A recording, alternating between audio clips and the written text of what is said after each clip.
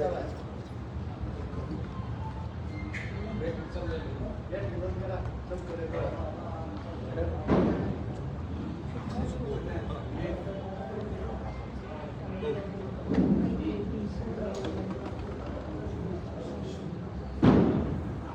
या ठिकाणी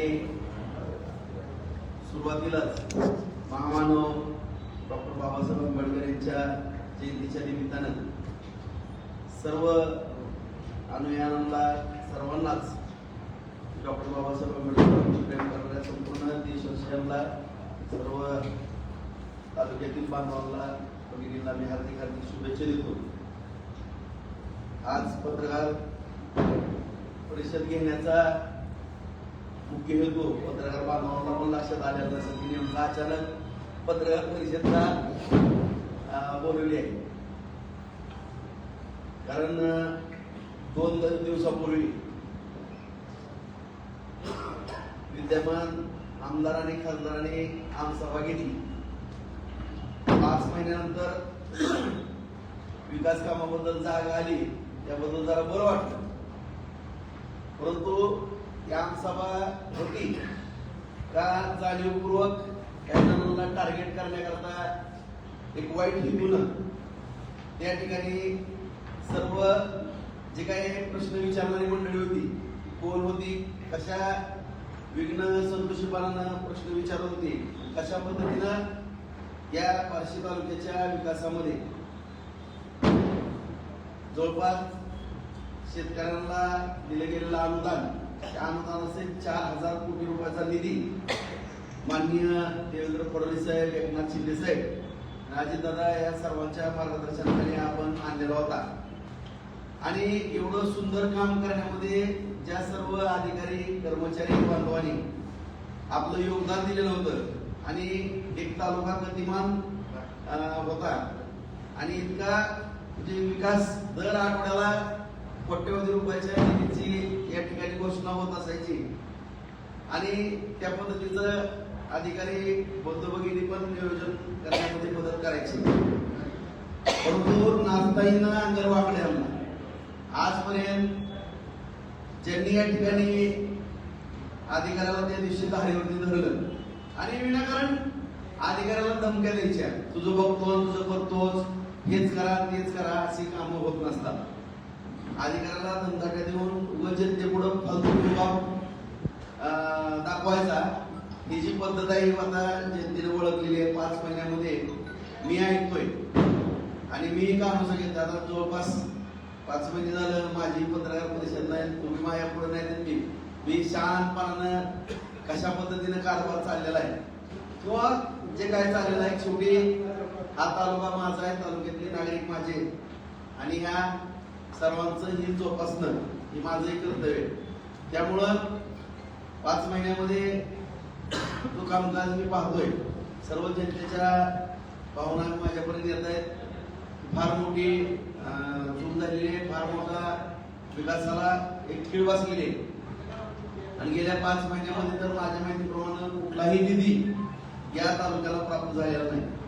आणि विनाकारण एवढा रुबाब दाखवायचा त्या अधिकाऱ्यांना की ज्यांनी रात्र बसून माझ्याबरोबर काम केलं आणि या तालुक्याच्या सगळ्या विकास कामाकरता फार मोठं योगदान दिलं, अशा सर्व अधिकाऱ्यांना त्या दिवशी धारेवरती टाकण्याचा प्रयत्न केला. उदाहरणार्थ पाणी पुरवठ्याच्या बाबतीमध्ये शहरात आज शहरातली 95-96 ची पाणी पुरवठा योजना आहे. कोणाच्या काळात झालेली होती, किती निर्दोषताची झालेली होती आणि किती वेळेस लिकेज होती हे आपल्या सगळ्या बार्शीकरांना माहिती आहे. त्यामुळंच फडणवीस साहेबांनी आणि शिंदे साहेबांनी, दादांनी 296 कोटी रुपयाची रोज 4 कोटी लिटर पाणी आपल्याला उपलब्ध होईल अशी पाणी पुरवठ्याची योजना पण आपल्याला दिलेली आहे. त्याचं काम जवळपास 70% काम पूर्ण झालेलं आहे. वास्तविक बघा, मी सुद्धा प्रतिज्ञा केलेली होती की कसल्याही परिस्थितीमध्ये मेपर्यंत पाणी आलं पाहिजे. परंतु शेवटी ही लोकशाही आहे. लोकशाहीमध्ये काय कुठल्या कारणानं माझा पराभव झाला असेल मला मान्य, काय माझ्याकडनं कुठल्या काम करत असताना चुका झाल्या असतील किंवा कळत काय झालं असेल, त्यामुळं कुठं थोडीफार नाराजी असेल, त्यामुळं काय आनंद मला पराभव पत्करावा लागला. परंतु एखाद्याला लोकप्रतिनिधी म्हणून त्या ठिकाणी निवडून दिल्यानंतर त्यांनी काम करत असताना त्यांना अडथळा येणार नाही याची दक्षता मी घेण्याचा प्रयत्न केला आहे. त्यांनी काम करावं अशी माझी अपेक्षा होती, परंतु मी 5 महिने झालं पाहतोय की ते मुंबई आणि पुणे ह्याच्यामध्ये व्यस्त आहेत. आता वय पाहायला गेलं तर त्यांचं 77 वय आहे. आणखी फोटो सेशनच चालू आहे. मंत्रालयात जायचं आणि 1 रुपयाचा तर निधी तालुक्याला आलाच नाही, परंतु एकदम नौका व्यक्ती असलेली कुणाबरोबर मंत्र्यांबरोबर फोटो काढायचे आणि ते फेसबुकला टाकायचे. हा एक नव्यानच प्रयत्न आता प्रयोग बार्शीमध्ये आम्ही पाहताना बघतोय. आता आम्ही आठवड्याला मुंबईला असतोय किंवा 15 दिवसातनं 1-2 दिवस मुंबईला असतोय. सगळ्याच मंत्र्यांबरोबर बस रूट आमची चालू आहे, पण आम्ही कधी फोटो व्हायरल करत नाही. माननीय मुख्यमंत्र्याबरोबर दर आठवड्याला एकदा मी भेटतो, बोलतो, येतो. किंवा शिंदेसाहेब असतील, दादा असतील, आम्ही एवढ्या मोठ्या आमच्या चर्चा होतात, परंतु असा प्रकार काही आम्ही करत नाही. अत्यंत दुर्दैवाची बाब आहे की या ठिकाणी फक्त फोटो सेशन चालू आहे, परंतु तालुक्यावरती फार मोठं दुर्लक्ष या ठिकाणी चालू आहे. आज खासदारांना सुद्धा एवढी नौटंकी केली त्या ठिकाणी. एवढा गेल्या वेळेस पण खासदार होते आणि आता पण आहे. किती निधी या तालुक्याला दिला त्याचं त्या सभेमध्ये जाहीर करायला पाहिजे होती की मी बार्शी तालुक्याला एवढ्या कोटीचा निधी आणला किंवा एखादा केंद्राचा मोठा प्रोजेक्ट आणला, असं काहीतरी या ठिकाणी सांगणं अपेक्षित होतं जनतेला. किंवा या सभेच्या निमित्तानं तालुक्याला काही गोष्टी अपेक्षित होते, परंतु कारण नसताना काम करणाऱ्या अधिकाऱ्यांना धारेवर धरण्याचा प्रयत्न केला. या पत्रकार परिषदेच्या निमित्तानं हे सर्व अधिकारी किंवा कर्मचारी शासकीय, मी मला सांगितलं की आता आपण पण म्हणतो की अधिकाऱ्यांची कर्मचाऱ्याची बाजू घेऊन राजभाऊ काय करतो. शेवटी अधिकारी आणि पदाधिकारी हे 2 चाक आहेत. दोघांनी हातात हात मिळून जर काम केलं तर तालुक्याचा विकास होत असतो. आता मीही काम करत असताना आपण सगळ्यांनी पाहिलेलं आहे, सगळ्या अधिकाऱ्यांना विश्वासात घेऊन त्या ठिकाणी प्रचंड मोठ्या प्रमाणामध्ये निधी आणला. त्याची कामं कानाकोपऱ्यामध्ये रस्ते, गटारी, दिवाबत्ती, पाईपलाईन, उपसा सिंचन योजना, शेतीच्या पाण्याचा विषय असेल, साठवण तलावाची कामं असतील, आता शेतीला सुद्धा पाणी त्या ठिकाणी प्रत्येकाच्या शेतामध्ये आता पाणी चालू आहे. आपल्या सगळ्या उपळ्या वगैरे श्रीफळ, पिंपरी, करपळ्या भागामध्ये जाईल आता पाणी. त्याचं सुद्धा दर आठवड्याला तुम्हाला पत्रकारांना पण सांगू इच्छितो, दर आठवड्याला बैठक या ठिकाणी होते. हस्ते मी प्रामाणिकपणाने आणखीनही माझे आमदार असलो तरी काम करण्याचा प्रयत्न करतो, कारण या तालुक्यातील जनता माझी, या तालुक्यातील जनतेने मलाही 1,16,000 मतदान दिलेलं आहे. थोडंफार काही मतदानाचं जर आपण केलं तर तो विषय जर बाजूला ठेवला तर या ठिकाणी पाणी आलं पाहिजे, शेतीला पाणी मिळालं पाहिजे, या दृष्टिकोनातून आपण प्रयत्न करतोय.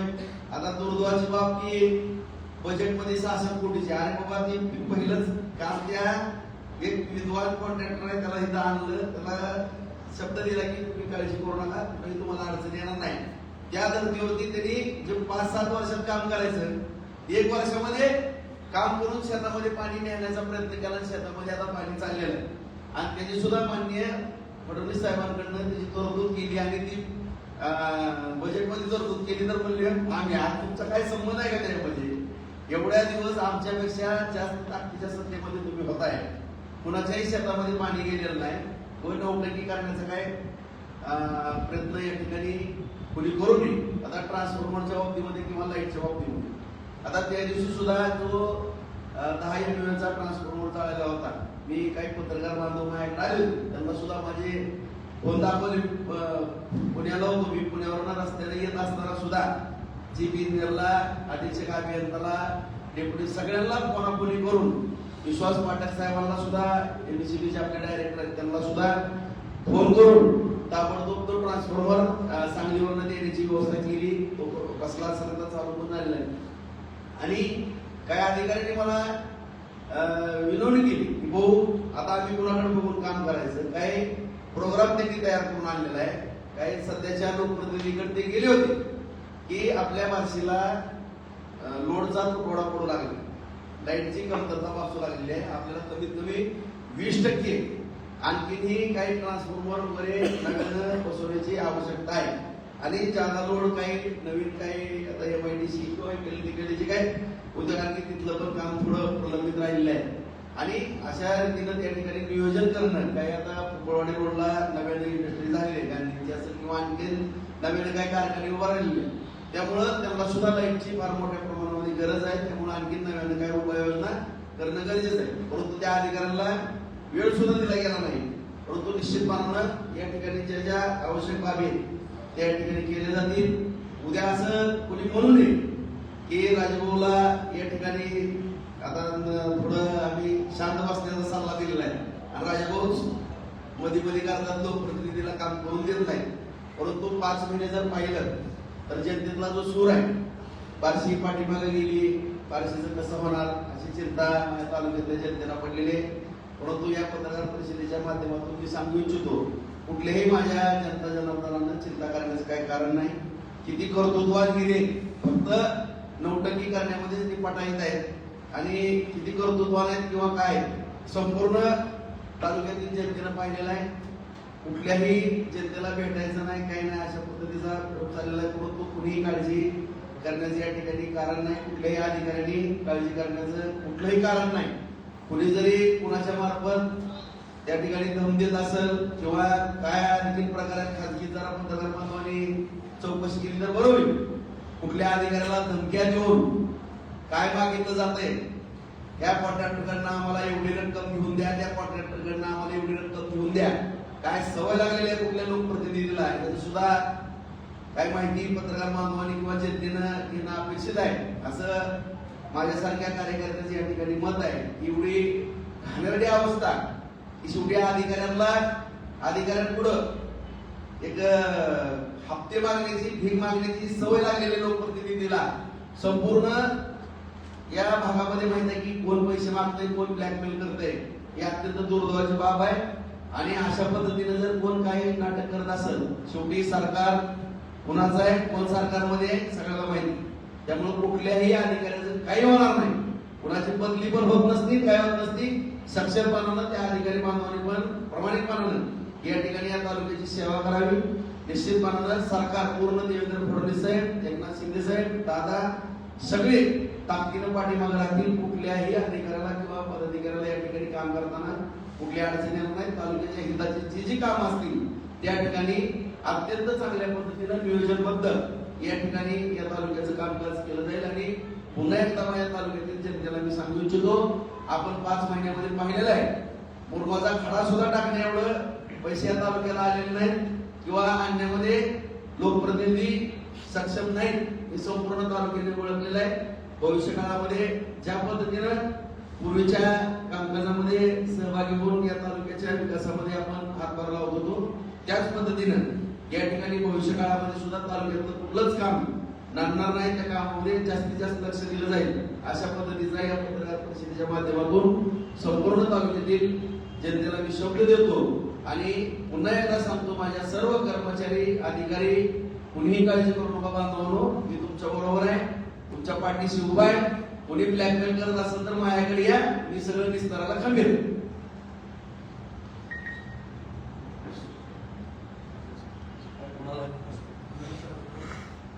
आपल्या कार्यकाळात जे आता कवे बैवाडी सौंदर्य इकडे जी पाईपलाईन आहे आपण केलेली आहे आपल्या कार्यकाळात, आपल्या काळात जी पाईपलाईन केलेली पाण्याची मोठी, त्यामध्ये शेतकऱ्यांना प्रतीक्षा आहे की काही पाणी देणार लवकरात लवकर पाणी. मी मला सांगितलं की मी जर सुरुवातीपासूनच त्या कामावरती गेलो असतो, फिरलो असतो. आता काही ठिकाणी अडचण आली तर जावं लागलं, मला कामच अडवलं होतं किंवा थांबलो, 1-2 ठिकाणी गेलो. परंतु मी सुरुवातीपासूनच जरा त्यामध्ये मग हे म्हणले असते, बघा आम्हाला कामच करून देत नाही. परंतु ह्यांची पण जाण्याची मानसिकता नाही. कारण मी पूर्वी पण सांगतो, आधी सांगतो, उद्या पण सांगतो, अधिकाऱ्यांनी जर पाठीशी उभारलं किंवा काम करताना त्याला जर बरोबर करून मदत केली किंवा त्याला येणारे अडथळे दूर केले आणि निधी आणून जर दिला तर ती काम करणार आहे. आता त्या दिवशी आमचं पाहिजे बघितलं ते वॉल कंपाऊंड, अरे तुम्ही निधी आणा ना, काही काही कुठे 80 लाखाचं काही अंदाज बदल, आणि तुम्ही पैसे आणा, अधिकाऱ्यांच्या तिथं ऑर्डर द्या, त्या अधिकारी करतील ना काम, आणि तुम्ही काम करताना नाही. कुठलं काम करायचं, अधिकारी काय किशनल्या पैशातलं काम करणार आहे काय? पाण्याच्या बाबतीमध्ये पाणी येत नाही, अरे आम्ही किती खर्च, आम्ही स्वतःचे टँकर काय लावले गेले वेळेस, टाक्या आम्ही स्वतः दिल्या, काही मोटरी स्वतः दिल्या. तसं जरा किशन झाला ना थोडा, आता तुम्हाला दिलं ना लोकांनी निवडून, मग जरा खिशात हात जाऊ दे तुमचा, तुम्ही लोकांना पाण्याची अडचण येऊ देऊ नका. 8-8, 10 दिवस झालं पाणी येत नाही. आम्हाला फोन येतो, सकाळी मलाच फोन यायची, म्हणजे 6 वाजल्यापासून 7 वाजेपर्यंत जिथं अडचण येईल तिथं बाया बारमुळेला ताबडतोब पाठवायचे किंवा अधिकाऱ्याला ताबडतोब जायचे. आई उठतात कधी, झोपतात कधी, तुमची तुम्हालाच माहिती आहे. त्यामुळं असं जर म्हणलं तर कसं काम होणार. आपण म्हणले की 5 महिन्यात विरोधकांनी एकदाही निधी आणला नाही, पण 2 महिन्यापूर्वी त्यांनी एक सोशल मीडियावर पत्र व्हायरल केलं की उपसा सिंचन योजनेसाठी 69,000 कोटी मंजूर, 69 कोटी मंजूर. ह्या विषयी आपलं काय?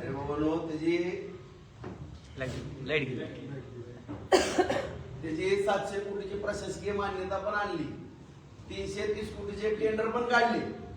आणि ह्याचे सगळ्यात मोठे साक्षीदार महाराष्ट्र राज्याचे मुख्यमंत्री देवेंद्र फडणवीस साहेब बार्शीमध्ये आले.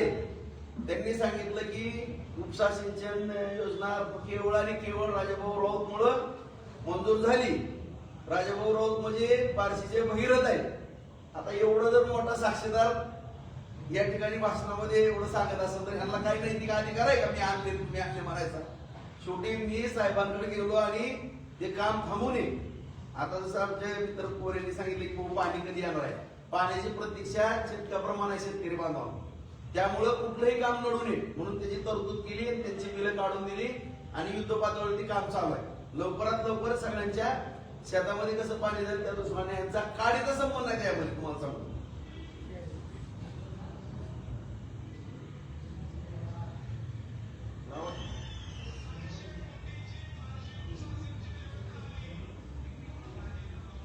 ऐकलं.